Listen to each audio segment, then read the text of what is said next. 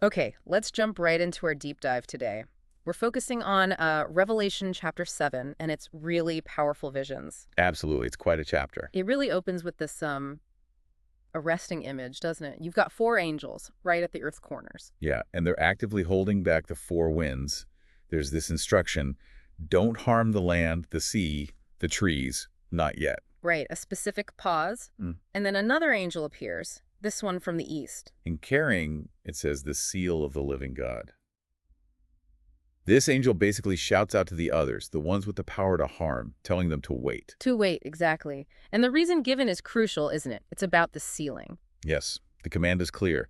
Don't harm anything until we've put a seal on the foreheads of the servants of our God. So this seal, it's presented as a protective mark. It signifies they belong to God. Precisely. And then we get a number. We hear the number sealed. 144,000. Exactly. And what's interesting, the source immediately tells us who they are. It's very specific. They're identified as being from all the tribes of Israel. Right. And it even breaks it down further, listing, 12,000 from Judah, then Reuben, Gad, Asher, and so on. All the way through Naphtali, Manasseh, Simeon, Levi, Issachar, Zebulun, Joseph, and finally Benjamin. It's a very defined group, counted, linked to specific tribes. A very particular image presented first. Okay, so after this scene, after the sealing of this specific group, the vision just stale. It completely shifts focus and scale. Massively, yeah. The text says, after this I looked, and behold, a great multitude. And the key part, That no one could number. That's the immediate contrast, isn't it? From a precise count to uncountable. their origin is different too, not just Israel, but explicitly from every nation, from all tribes and peoples and languages. It's global. The truly universal gathering. And look where they're standing right there, before the throne and before the Lamb. Their appearance is also described. They're wearing white robes. And holding palm branches, a symbol often associated with, well, victory or celebration. And they're not silent, they're crying out loudly. Yes, with this declaration, salvation belongs to our God who sits on the throne and to the Lamb. It's worship. It's recognizing the source of salvation.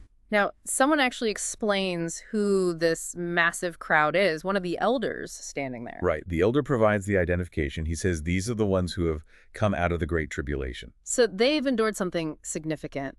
And the elder also explains the white robes. Yes. How did they get them? The text says they have washed their robes and made them white in the blood of the Lamb. Which is, quite a paradoxical image, cleansed by blood. It is, and it's presented as the way they achieve that purity that's standing before the throne. And their state before the throne is described with these incredible blessings. They serve God constantly, day and night, in his temple. And God himself, it says, will shelter them with his presence, or spread his tent over them. The promises are very direct. They shall hunger no more, neither thirst any more. And protection from the elements, too. The sun shall not strike them, nor any scorching heat. Just complete relief from suffering. And the Lamb, who's at the center of the throne, he actually takes on this role for them. He becomes their shepherd, guiding them, it says, to springs of living water. And maybe the most comforting promise of all. God will wipe away every tear from their eyes. Yeah. Just total comfort and solace. So, thinking about this for you listening, why present these visions back to back? You have this specific counted group from Israel's tribes sealed on earth.